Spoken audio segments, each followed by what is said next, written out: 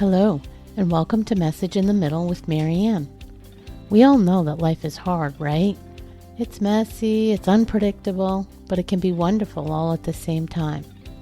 My hope is that we can take a deep dive into self-development topics and explore life's lessons through book clubs, conversations, and interviews.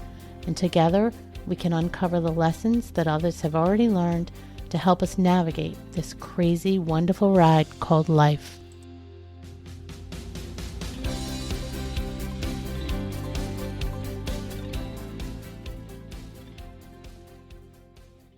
Hello and welcome to Message in the Middle with Marianne. Today I'm speaking with a guest who has years of expertise in an area which many of you are working on, your relationship with food and with your body. My guest, Kerrie Nygaard, is the creator of the Freedom with Body and Food program, founder of the Brain Management 101 life coaching practice, a certified life coach, nutrition specialist, and personal trainer. She's a graduate of the Beating Binge Eating program, a previous fitness instructor, and last but probably most important, the mother of 6 children. Kerrie, thank you so much for joining me today. Thank you. I'm so happy to be here. That's quite a bio. You got a lot going on there.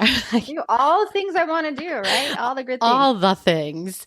So this is an area of focus that's near and dear to my own heart and the journey that I've been on over the last several years, but also lots of people in my Facebook community and that listen to the podcast. Originally, we sort of formed up around this topic. So I'm really glad to have you here with us today to talk about it.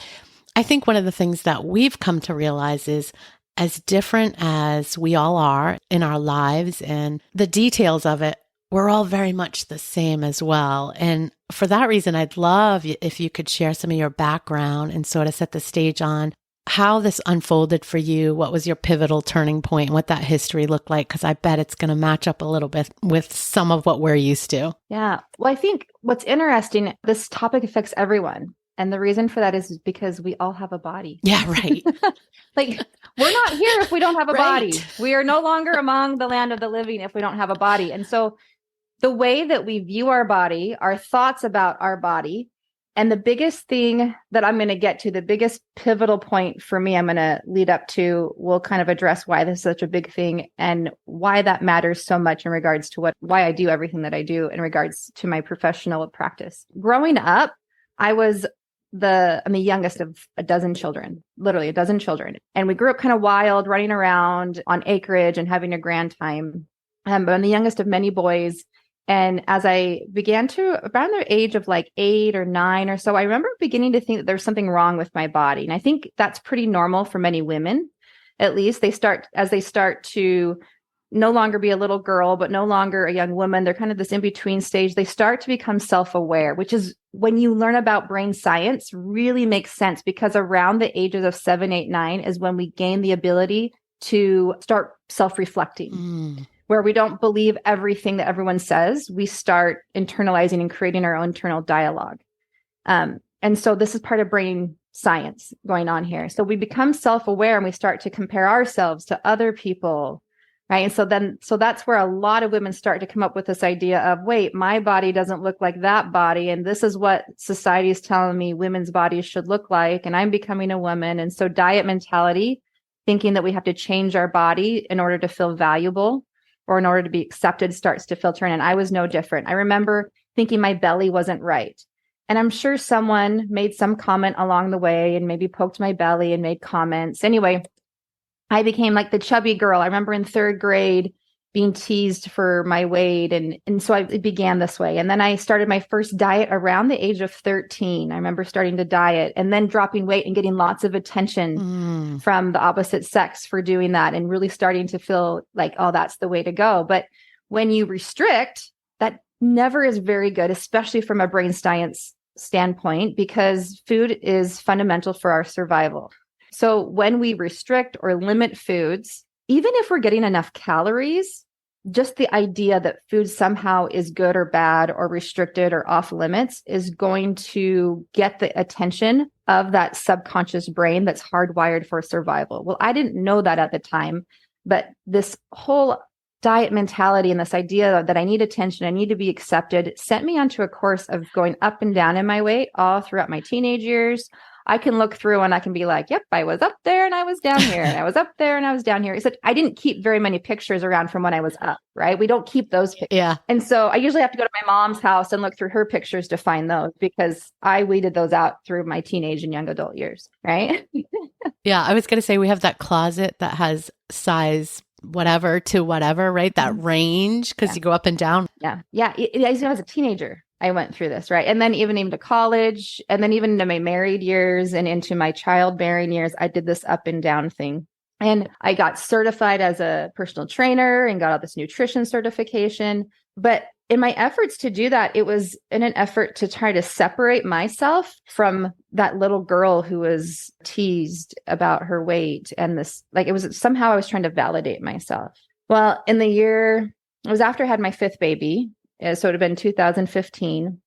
So I'd lost and gained this baby weight 5 times, right? And I'd restricted and I'd count calories and I had lost the baby weight again. And so I was supposed to feel relieved and happy. And this is normally where I would have gotten pregnant again, but I was not ready to get pregnant again, right? And so there I was kind of left in this place of I'm not getting pregnant again. So the cycle's not continuing. I've lost this baby weight, but I could not stop thinking about food. I mean, it was incessant. I remember helping my husband out in his office, and all I could think about was this protein bar in my purse. And I wasn't hungry, but all I could think about was this protein bar and what am I going to eat next? And what did I eat earlier? And because of what I ate earlier, what should I eat further in the day? And oh no, there's this in my house. And if I eat too much of that, what will I have to do to undo it? And I could not think about other things. I woke up thinking about food. I went to sleep thinking about food.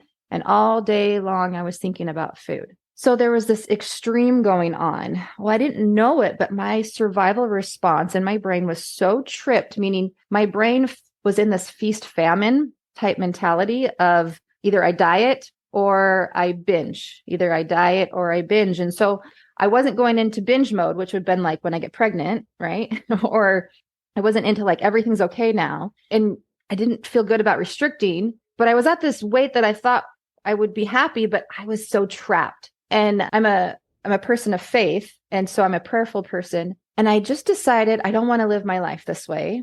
And for the sake of my sanity, I'm just not going to do this anymore. And what I mean by that was I'm not going to let my brain be in this. I didn't call it diet mentality then. I just called it, I'm not going to worry about this, meaning food or my body, and I'll probably gain weight, but I'm just not going to worry about it anymore. Thinking that was a really wise choice. And I remember I was on my knees praying about it and I was in tears saying, I'm just so frustrated. I'm just not going to do this anymore.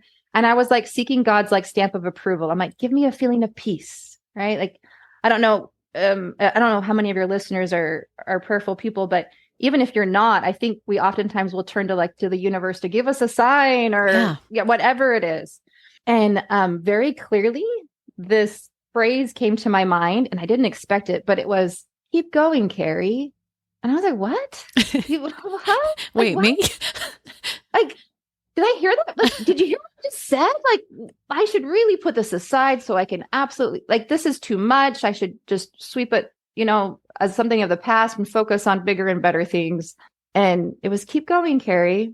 And I said, okay, but did you hear how I said how miserable I was? And so I had a conversation with my husband and from that point forward in the days and weeks and months that followed, I was really on a journey to learn how to be in harmony with my body. Mm-hmm. And there were some pivotal points that happened during that time. We lived in this rental house. We were looking for some land at that time to build a home. And I'm sitting in that home now. That's a whole nother story. But I was in this bathroom in this rental house.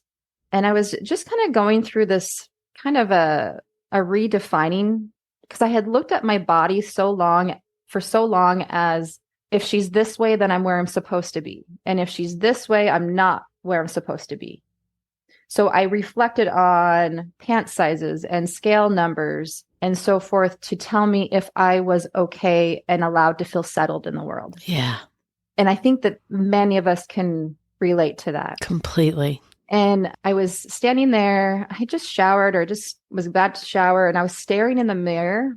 And when you kind of like you're not really looking at anything. You're kind of staring through it. I was kind of having this like kind of staring off moment, looking at myself in the mirror. And I like caught my eye and I started looking deeply in my eyes. And I had this huge epiphany, and really strongly settled upon me was this idea that, oh, I'm not this body. This body is not me. I'm in this body. Like, this is my arm. These are my legs. This is my body, but it's not me. And I began to view her as this most important partner.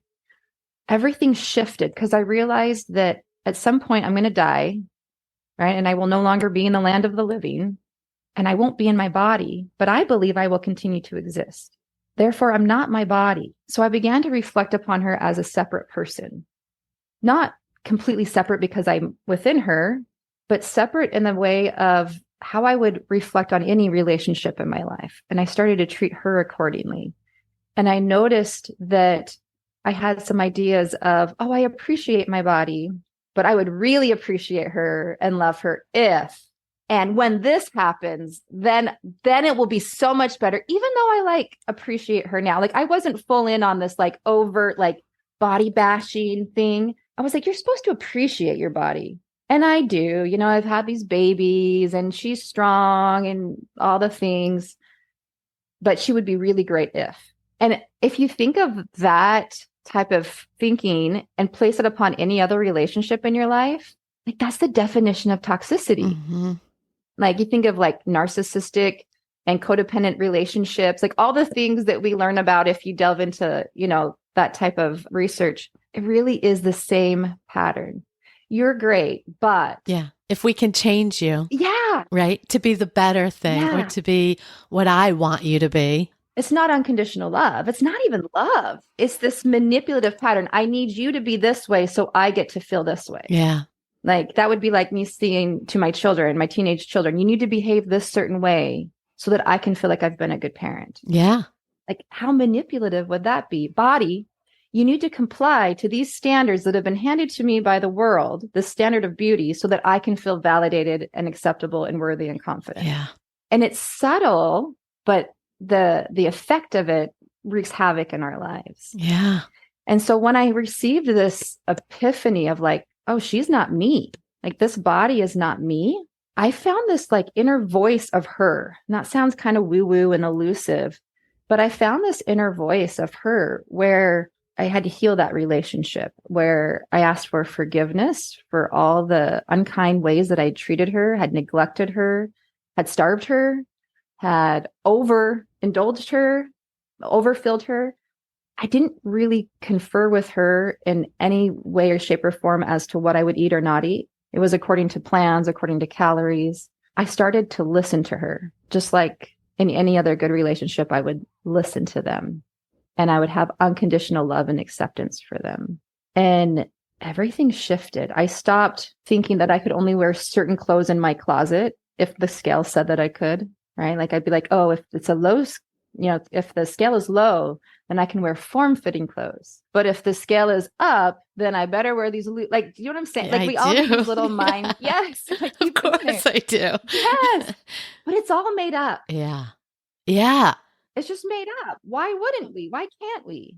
What changed though? The day you saw your reflection, what do you think prompted you to have that epiphany? Do you accredit it to divine intervention or just finally being ready? I mean, I'm someone who believes in God and I'm pretty spiritual, but I don't think you even have to be to get to this place. I agree. I was going to say the same thing. I think if people don't have their own epiphany, I think they can learn just to try yours on for size. Like, try this out. How does this look if we started to act this way, like you're describing? So if they don't have it themselves. Well, that's a great question. Like, how does it look? So no longer am I thinking about what did I eat earlier in the day or what did I eat yesterday to decide what I'm going to eat today.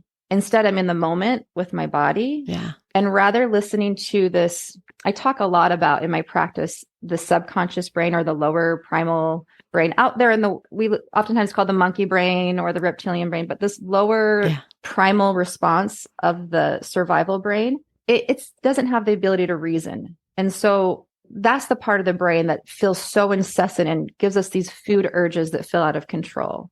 And because it doesn't have the ability to reason, it can feel really scary. But what happens is that what we don't realize is that when we're listening to this lower brain, we stop listening to the parts of ourselves that we can pay attention. And your listeners don't know, but I'm touching my forehead.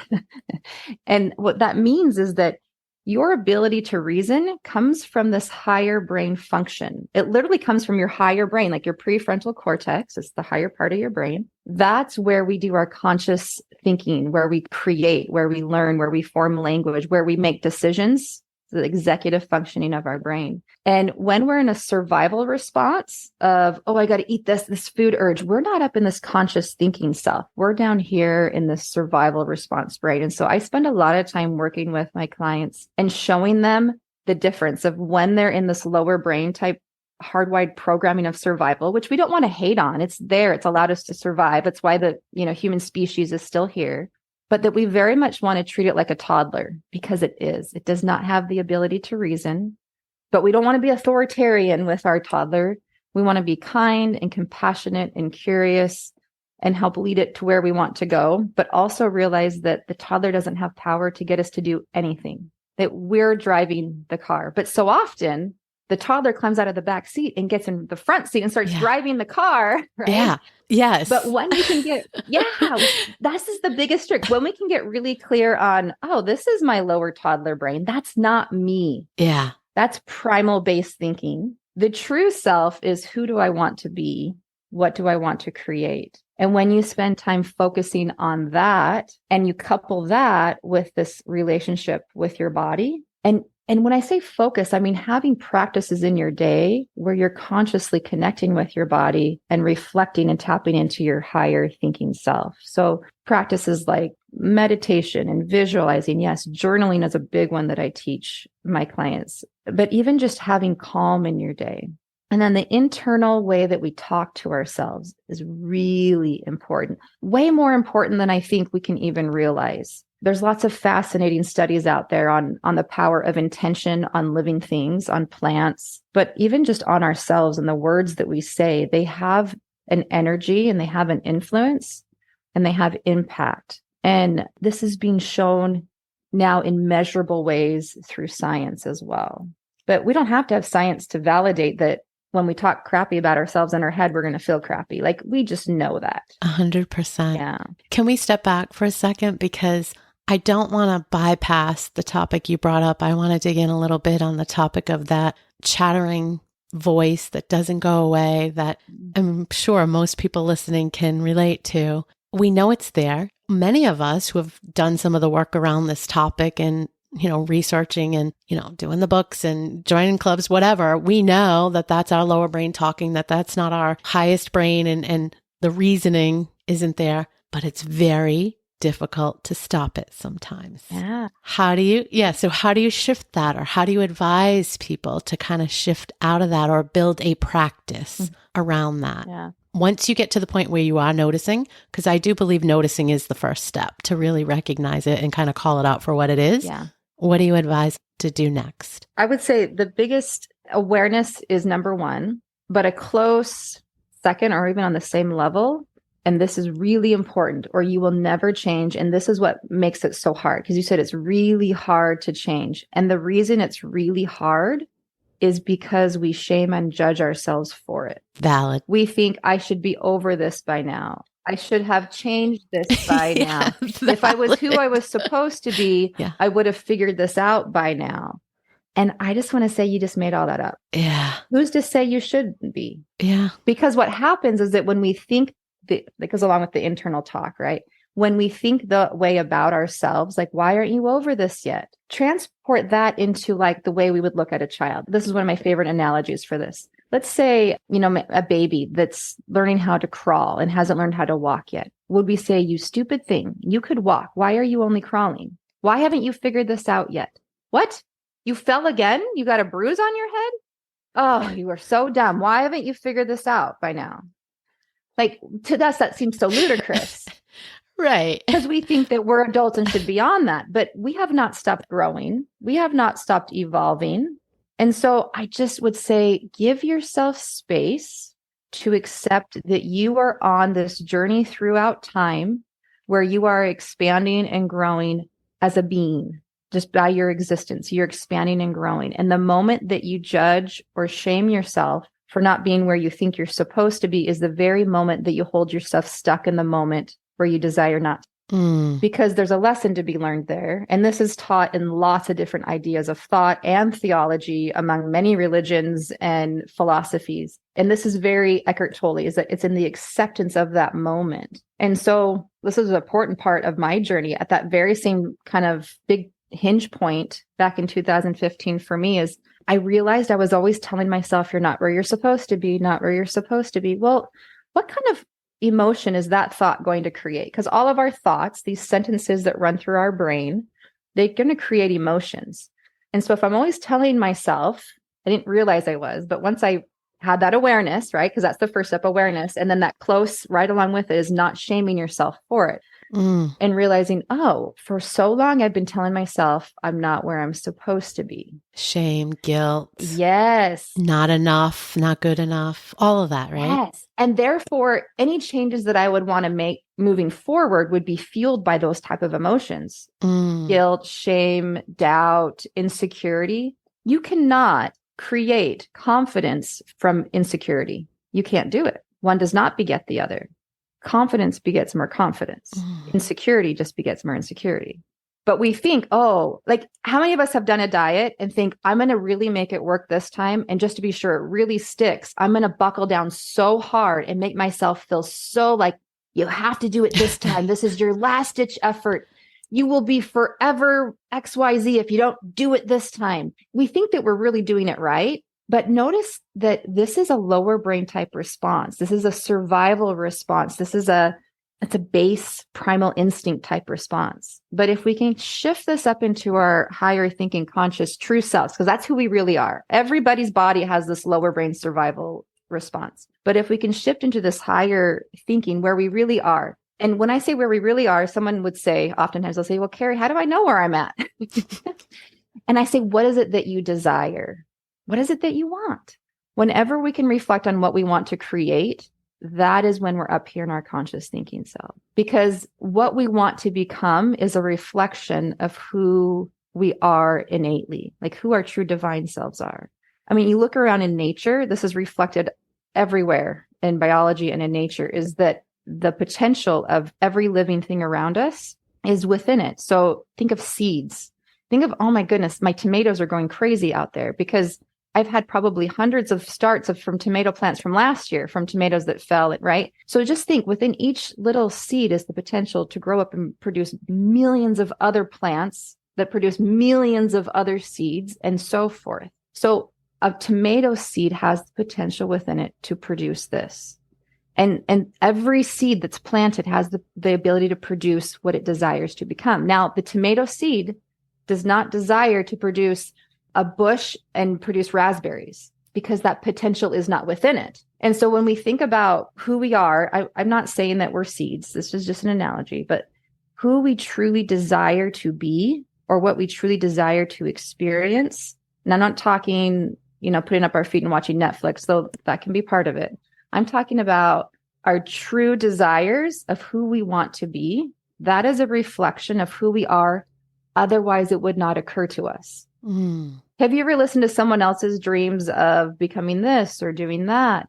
And you're like, oh, I don't have any of those dreams. Yeah, of course. But I do have a dream for this and this and this, because that is what is available to you if we only but will allow ourselves to go there. And what keeps us from it? Ourselves. A lot of times is this internal talk. But the internal talk and the overcoming of it isn't, and those of you listening, you're probably thinking, oh, I got to stop that. That's such a problem.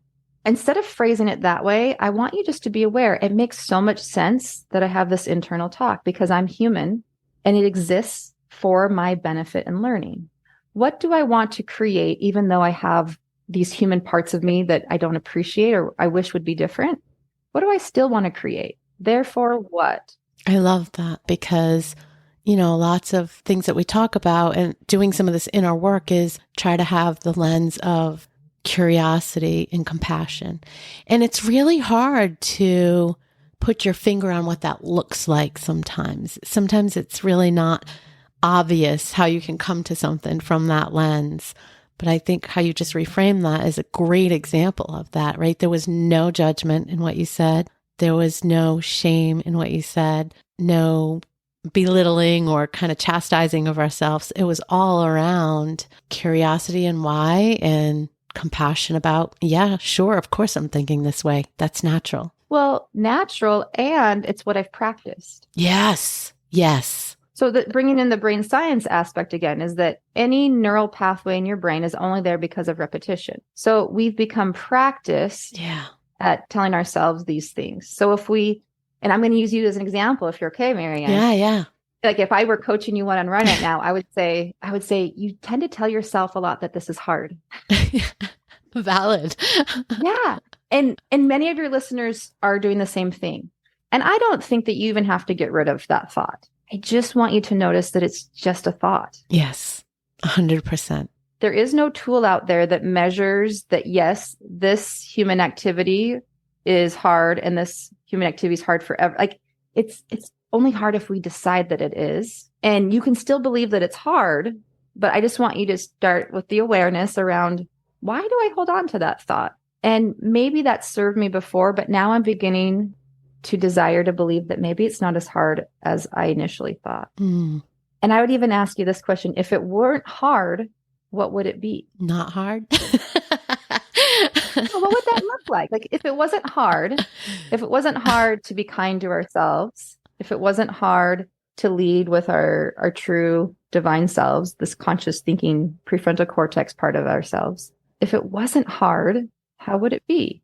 I think it would just flow. You wouldn't get stuck in that, right? I think that's when you describe the feeling of thinking about that protein bar, knowing it's in your purse and wanting to eat it. We've talked about these things. Like this is a thing, right? We all know we do that or have done that. And I think that would just go away. Like I think about my husband, who is a naturally thin person, natural eater, listens to his body. I joked with him just the other day, like he was eating some cookies and there was one left and he just was like, yeah, no, I'm all set. I'm like, how do you just do that? Like I can't, it's easy. It's just natural. That's who he is. That's how he's always been. I think not being hard would be that. It would be like being able to say no to that cookie because you're not hungry anymore, because you had enough, and not eating it just because it was there, because you felt like you had to, because you didn't want it to go to waste. It would look like that. As you're talking, it's reminding me of someone who's in my program right now. And for the last 12, 13 years, she was an Overeaters Anonymous. And she said it would every single meeting would begin with, my name is such and such, and I'm an I'm an overeater, blah, blah, blah, blah, whatever it is that they say. And she says that became my identity. And so what does that identity mean? It means that food is always going to be hard for me. It means that I can't trust myself around food. It means that I have to be hyper vigilant to keep myself in line with what I want to do, right? There's lots of implications that are connected to this. I am an Overeaters Anonymous person. And I'm not saying that Overeaters Anonymous is bad. I think everybody's in different places in their journey, and that very well may be a necessary part for many people. So don't over apply what I'm saying. But she says, I realize that I am not an overeater. I am just me. And so when we get rid of the hard, when we become a little bit more practiced at creating the space between this lower primal brain and this more elevated, higher way of thinking that is where we really reside, we learn that we can trust ourselves. And when you find that place of self-trust, it's not hard. Yeah. Like you said, it flows and it feels so good. That doesn't mean that life doesn't come up. It just means we don't live most of the time in this difficult place. It means we find a flow. That's a great point, because I think it's important to call that out. Many of us that have been on this journey and doing the work, it has gotten to be a lot more of that flow state, a lot less of that kind of stuck in that hard. But I think it is important to acknowledge that it doesn't necessarily completely go away, because I think people can get hung up on that when then it comes back and you're like, oh my goodness, that's okay. That's just you, and that's part of the cycle of you. It's to be expected. And that is to be expected because you're still human. Yeah. You're still in a human body Yes. with this lower primal brain. Yeah. Yeah. Which is there as a teacher for us because our brain has this negative bias, right? It's always looking for the negative. It's always looking for what's wrong. And that's what keeps us alive. But it also, if we allow it to overtake us, it will lead us to a life of hyper anxiety, right? Which, then you go back from anxiety to depression, right? Anxiety, depression, overwhelm, frustration. It can lead us into a tight ball of that where then we're eating all the time to try to distract and self-soothe. And it can look in like lots of other addictions, but that is not who you are. That's never who you are. Right. Who you are is what you desire. And so, like, for example, I look back on my younger self that was teased for her weight and that struggled, that I remember in college, my roommate making cookies, and she had made them for something like she said, no one eat the cookies because they're for something. I don't remember, some class or something. And I remember eating the cookies. I remember I ate like 3 or 4 of them. And I was probably 18 or 19 at the time. And I remember feeling such shame. Like I look back on that part of myself, like, why couldn't I control myself? No, like I look back on all these younger parts of myself and they don't exist because there was something wrong with me before and now there isn't. I've always been exactly where I'm supposed to be in the moment that I was in it because life exists to teach us and expand us and help us grow. And so we want to be all in on the moment. I was saying earlier in 2015 is that I set a reminder on my phone like 4 or 5 different times throughout the day. And it would go off and give me this mantra of you're exactly where you're supposed to be in this moment. So this idea that just because we're not where we prefer to be, or just because we're working towards being in a different place doesn't mean the now is wrong. The now is always part of the journey. I know that sounds kind of philosophical, but it is an acceptance of the moment that we're able to more easily flow to where we desire to be.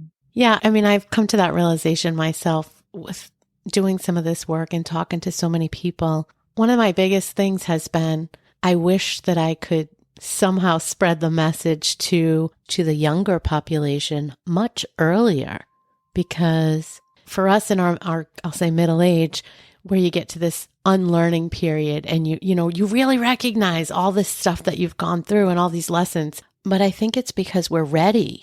For the younger group, the truth is they're not ready for it. They're in the place they need to be in and they're not ready for it. Just like we weren't ready for it when somebody tried to tell us, right? The baby wasn't ready to walk. He needed to crawl. And right. But crawling is important to building those muscles to be able to walk, right? It's all as it should be. Yeah.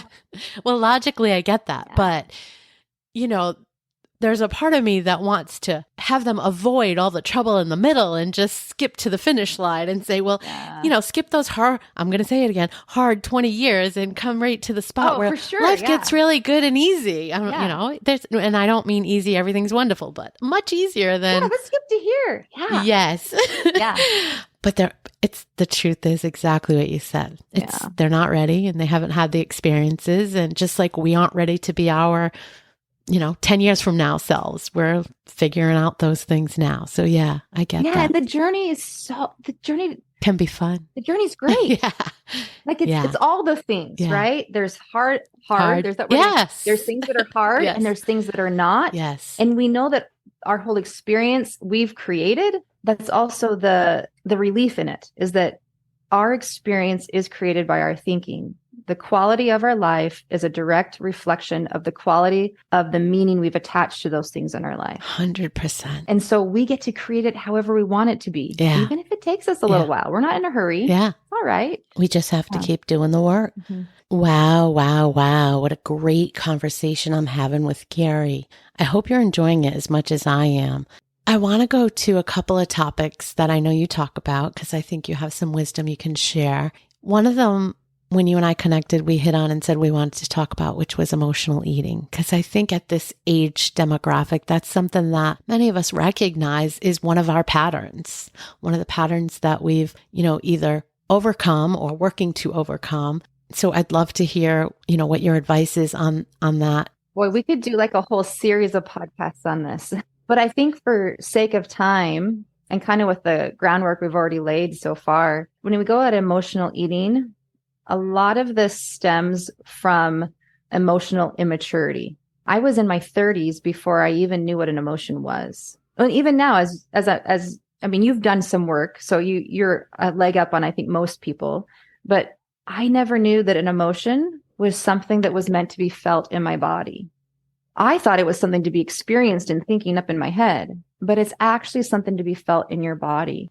And it makes sense because some emotions are uncomfortable, and that lower survival brain will flag anything that's uncomfortable or painful as a problem. So we're already hardwired to avoid anything painful, and emotions can be painful. Yes.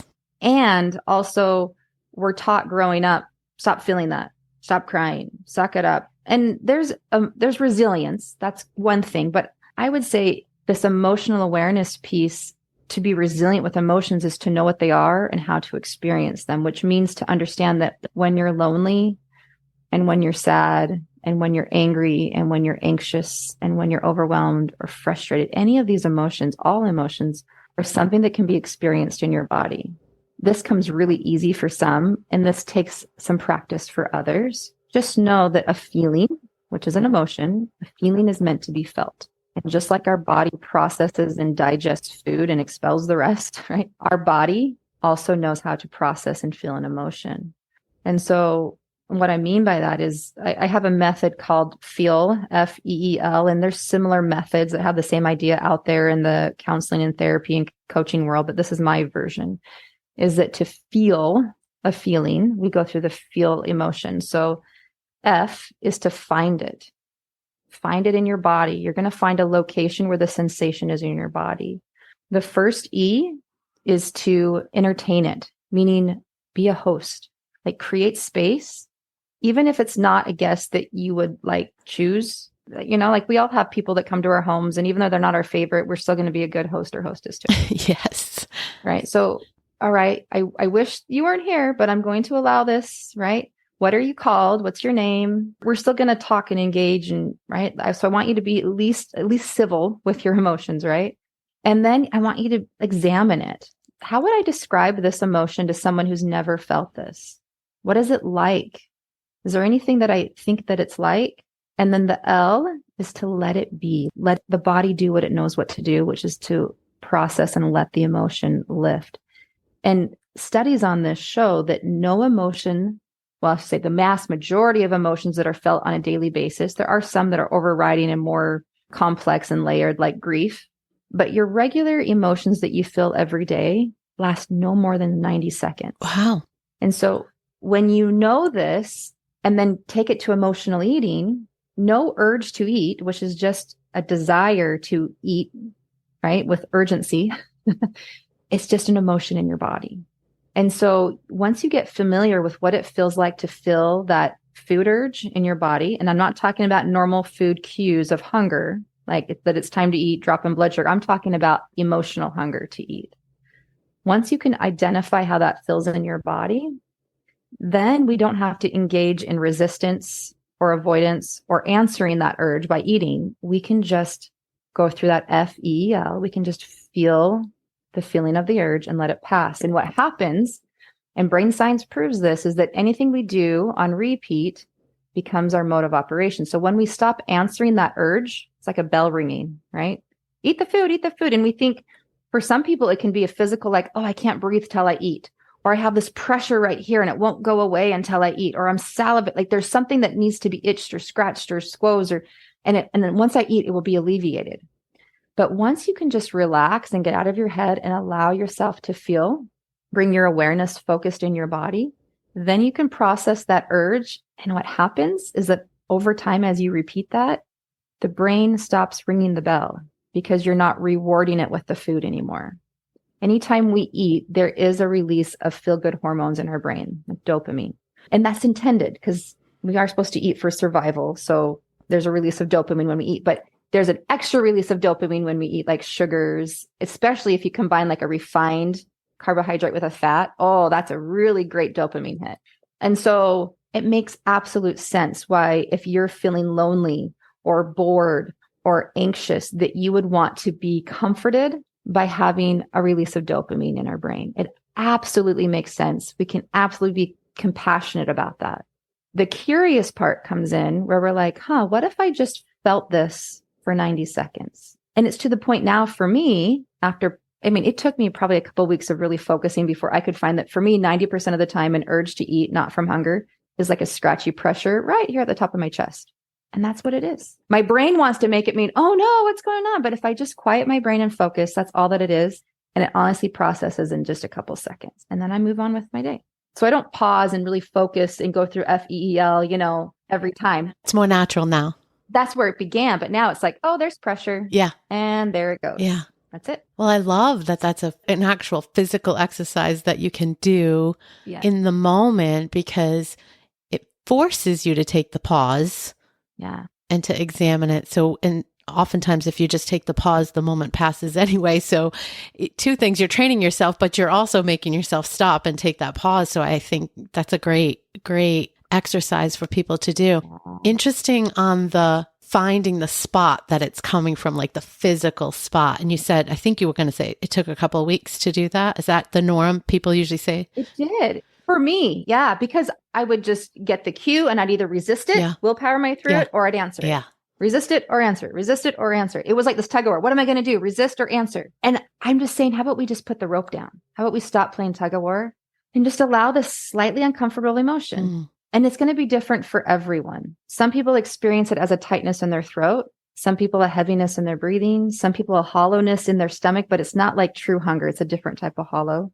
Some people experience it as like a burning saliva type feeling. It's different for everyone.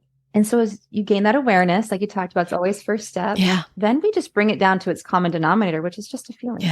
Brooke Castillo, which is one of my mentors, she says that we don't have an overeating problem, but that we have an underfeeling problem. That's valid in a lot of ways, right? Yeah. And it doesn't mean that there's anything wrong with you. If anything, it means that your brain is functioning exactly as it's been designed to function. And it's served me well for a lot of years. It's brought me a lot of comfort, but now I'm ready to create something different. Yeah.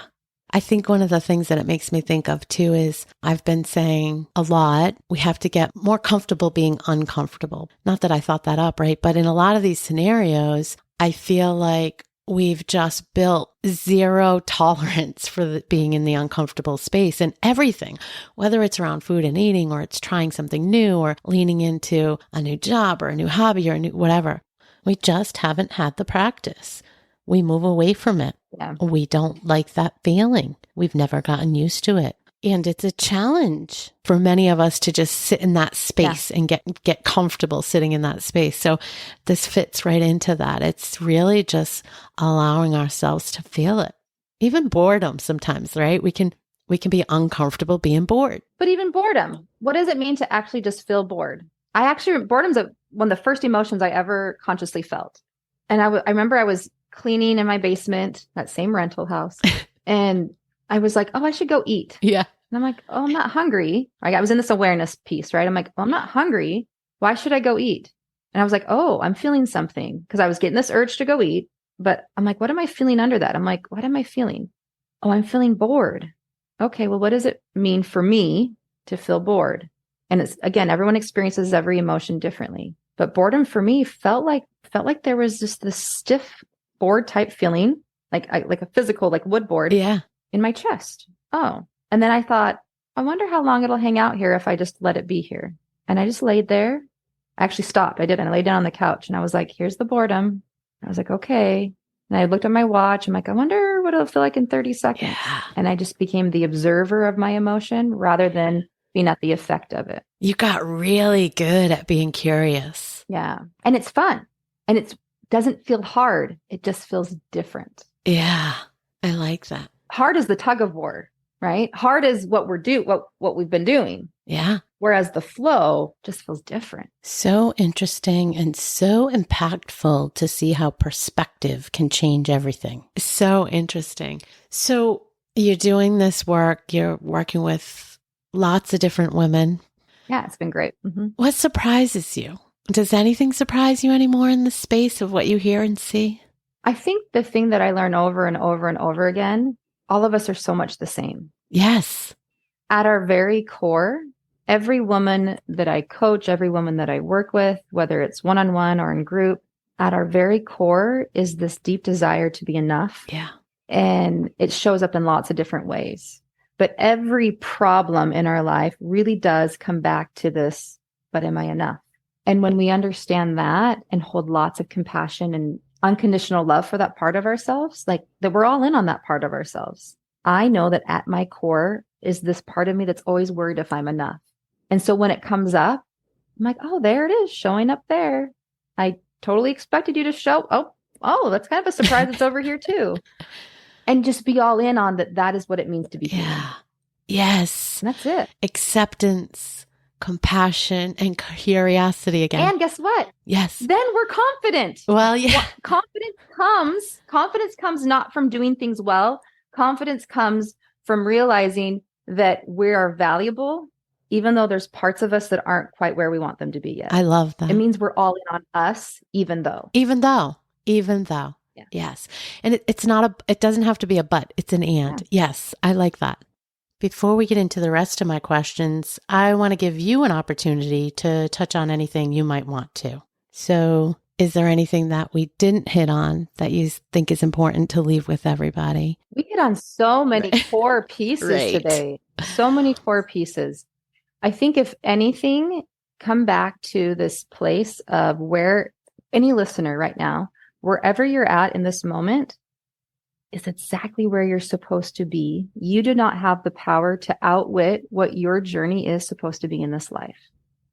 And so just realizing that right now in this moment, I'm where I'm supposed to be, even if it feels uncomfortable, even if it's a place that I never thought I would be, even if I wish that I weren't in this place, here I am. I'm exactly where I'm supposed to be, because when you accept where you are at, the obstacles of where you want to go become less severe, much less severe.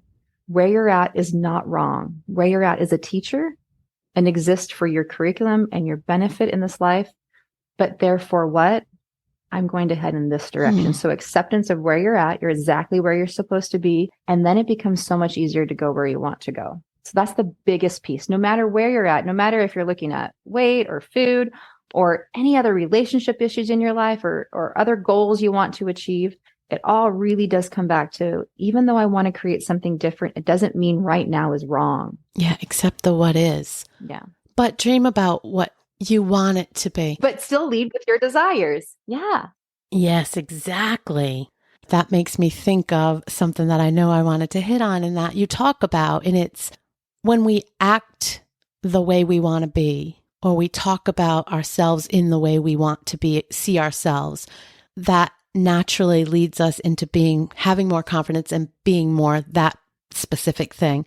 Can you elaborate on that? Yeah, for sure. So from a brain science standpoint, our brain will tell us that we don't get to feel the way we want to feel until we make the changes of someone that reflects the way that we want to feel. So for example, in the same vein of topic, if we want to be more confident or feel more acceptable or feel more at peace or feel the relief that happens that we think that we will get to feel when we get to where we want to be with our weight or with this relationship or this job or whatever it is, when this happens, I finally will get to feel XYZ.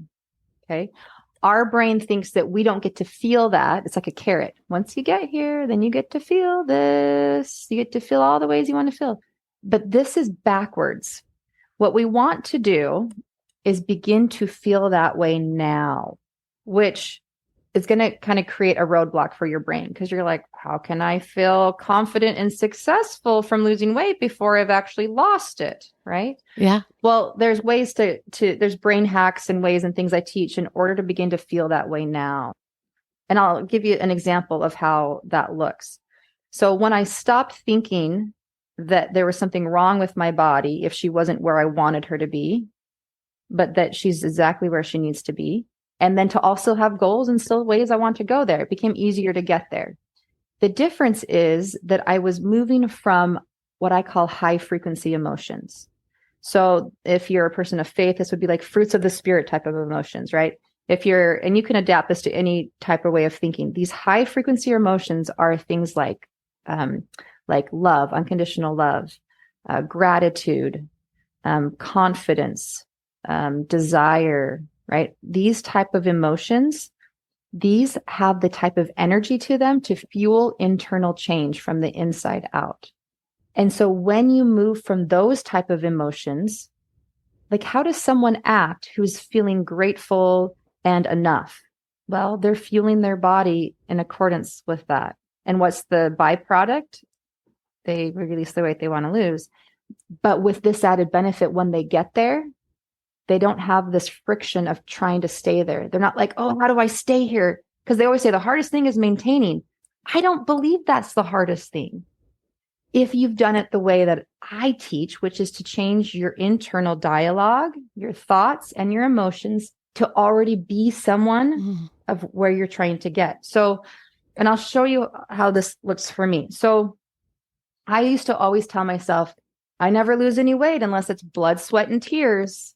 Every pound comes off with blood, sweat, and tears. I even have a Facebook post that comes up periodically to remind me that years ago I used to, think this.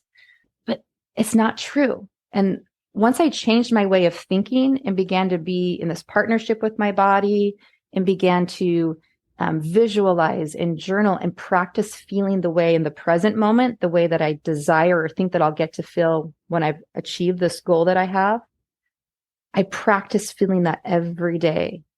And then what happened was that the internal framework changes and then the outside shows. So how this looked was I was just listening to my body. I wasn't on any diet. Yes, I desired to release some weight, but I wasn't buckling down. I was settled into myself. That's how I describe the difference. I was acting from these high frequency emotions. I was journaling, doing all of these things. And I'm like, my pants are getting loose. And I went shopping and I was putting on pants that were sizes that I never even had a goal to be because I didn't think that was possible for me. And I could have cared less. Like, honestly, I laughed. I bought a couple pair of new pants that were in a size I never even, it wasn't on my radar that my body had the ability to be there. I don't know. I called my best friend and I died laughing. I said, you'll never guess. I was like, I just bought size whatever. And I don't even care. I don't get to feel any different than what I already feel. So there's no friction to stay there because I've changed from the inside out. I've become.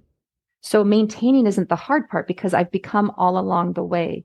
It isn't a lose weight quick. It's a become all along the way. Yeah, I love that. I love that. Thanks for that example. Yeah. This has been fantastic. I think I could talk to you forever. Yeah, it's been so fun. Yeah. Thank you so much for sharing all your expertise with us. Thank you. Thank you, Marianne. If you enjoyed the episode, please do us a favor and drop a review or share it with a friend. Thank you for listening to this episode of Message in the Middle with Marianne. If you enjoyed the podcast, please take a minute to share it and write a review as it helps bring new listeners to our audience. If you'd like to keep the conversation going between episodes, please join us at Facebook group Message in the Middle with Marianne.